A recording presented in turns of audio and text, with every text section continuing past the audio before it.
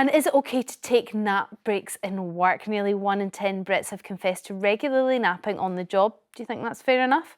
But now, should the age of criminal responsibility be raised? Currently in England, Wales and Northern Ireland it's 10 years old, 12 in Scotland, but campaigners, including a leading neuroscientist, have called for the minimum age of criminal responsibility to be raised. They warn that the UK are lagging behind the rest of Europe, which has an age of 14 for criminal responsibility. Sarah Jane Blakemore, Professor of Psychology and Neuroscience at the University of Cambridge, said that the age doesn't actually correspond to our knowledge about cognitive development, and so there's no reason why the criminal age of responsibility should be set so young.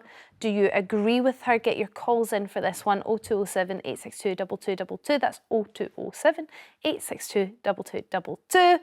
James, what do you think? I understand the argument that's been put forward, but I think we just have to look at what's happened as to why it may not necessarily be sensible, because you have to look, I think, at the unintended consequence of such a change. So we already know that children are being used by gangs and drug runners and various others to perpetrate a whole range of different crimes because they know that they're not necessarily going to be held as responsible or responsible. And until or unless we fix that, then I don't think we can even countenance this kind of change, because then you are simply going to push more crime into that area, because many children, particularly from certain kinds of backgrounds or difficult households, are perhaps going to be drawn into, whether it's gangs or culture or anything else. If those individuals know that they can't be prosecuted, then they are going to push them further into that. So we need to deal, I think, with the social problems that are pushing children into, the wrong sorts of behaviours. And this isn't about whether or not a child under a certain age knows what they're doing. They probably don't, which means that you have to have better or different solutions to trying to correct it. But what I do think is that until or unless we fix the social problems that are leading to so many youngsters being pushed into criminality of one shape or form, I think this would be the wrong move to society. It sends the wrong message, and it probably makes the situation worse, not better. Sending out the wrong signals to criminals, Yasmin? Well, it's very complicated. It's really complicated. But and knowing in the last few years the kind of horrendous crimes that have been committed by really very young children in this country, of course, one starts to think that, there must be some children who are born this way, who are, irredeemable, if you like. It's easy to think. I remember when the James Bulger case happened. I don't even remember how long ago that was. And here we were caught in this absolutely horrendous situation. A very young child was taken away from a shopping centre. And I remember the arguments. And of course, I hated those boys then. And then it took years when you found out about them, how they were raised and so on, for that kind of understanding that actually it was wrong to hate them. And I went through that process myself. What? I did go through that because I'm a mum, and I saw the mother and the father and what they went through. So of course I understand the emotional. What I'm saying is I understand the emotions behind this. Are you talking about the ability to rehabilitate those boys, and we should have always have given them a chance for that? And one seems to have done quite well through the judicial system and prison system, and went on to live where I would agree is the other not so much. So it's rehabilitation. Look, criminalising somebody and almost throwing away the key, no matter whatever. I would agree that that's something that has to be done in society for any age. But I guess what I'm saying is that if you remove the responsibility, if you like, for your actions, I think you are almost exposing a younger generation to being pushed into more crime rather than less, as opposed to having a system which really helps to make sure that those people who are either caught or perpetrated, that first of all, I think parents have to take responsibility as well, and then rehabilitation has to be part of it. But as we've seen, in some cases, rehabilitation is possible. Some cases, it's not. Well, and your point about the gangs was a very good one. I can see where you're going with it. But we have to think about children under 14, and I think 14 is still a child, as Where would you put the age then, Yasmin? If 14's 14. still a child, you think 14 is reasonable? I think 14 is at least acceptable. 12, 11 is not. But we have to think, if you stick them into a young offenders institution, I have been into a young offenders institution. It's about 10 years ago when I was writing an article about it. They will come out of there far worse than when they went in, because there are teenagers who, I mean, they scared me. So I suppose we're not talking about no consequences for those under 14. And I looked up what would happen if a 9-year-old, for example, was convicted of murder in this country, and there wasn't any clear evidence online that I could find on what would happen to that individual. So my assumption is that the judicial system and everybody would have to take it on a case-by-case basis.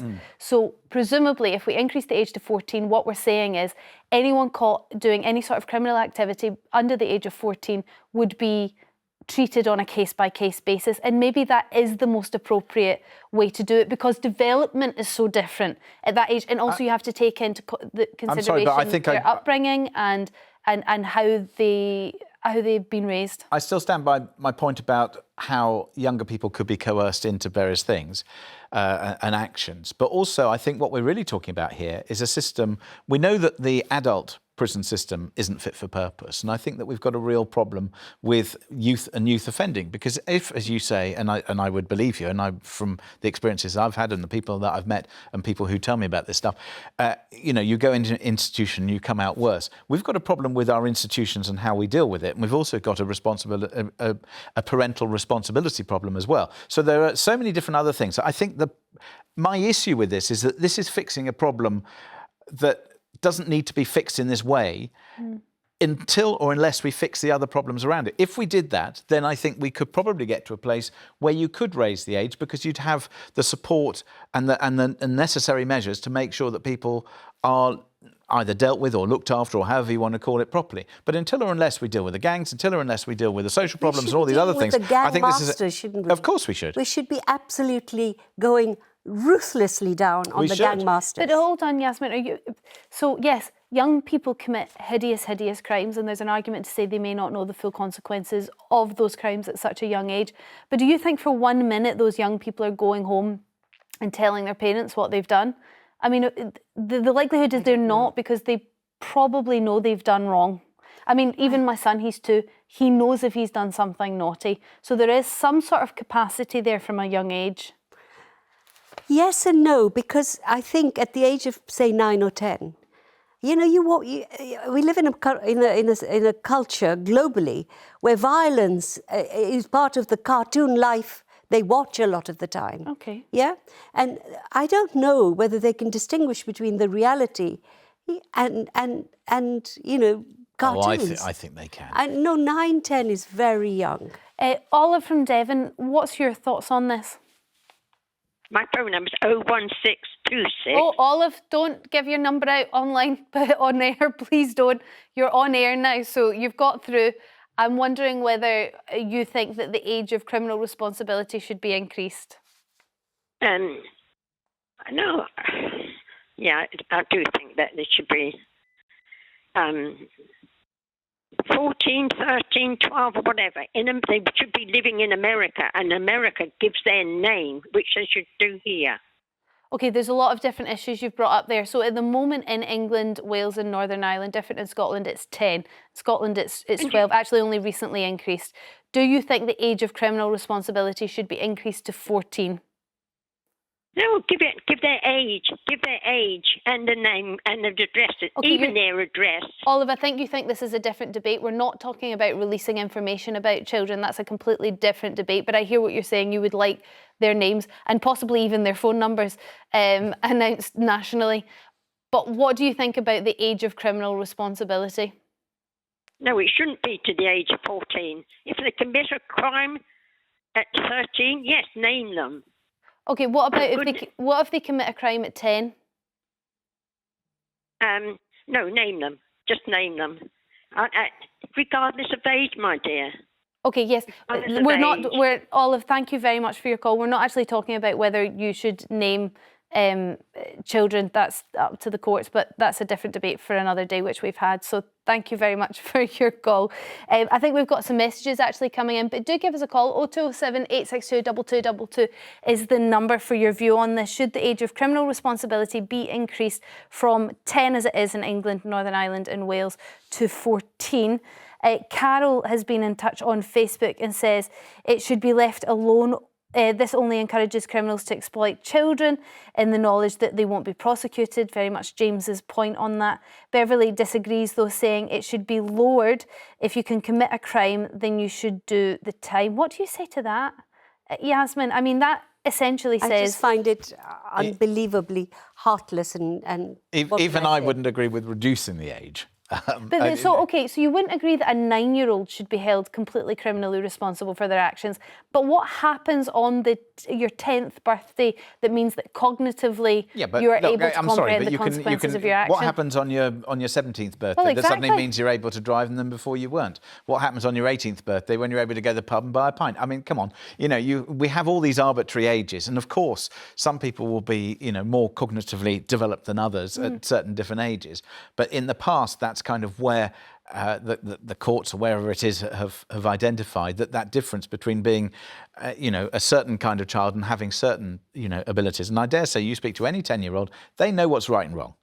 Well, I do wonder as well, and if we're talking about neurodevelopment, your brain isn't completely developed till you're 25, and I don't think anyone would say that the criminal responsibility I'm 54 and I still don't think my brain's fully developed. I mean, I'm sure Yasmin will agree with that. You said it, James.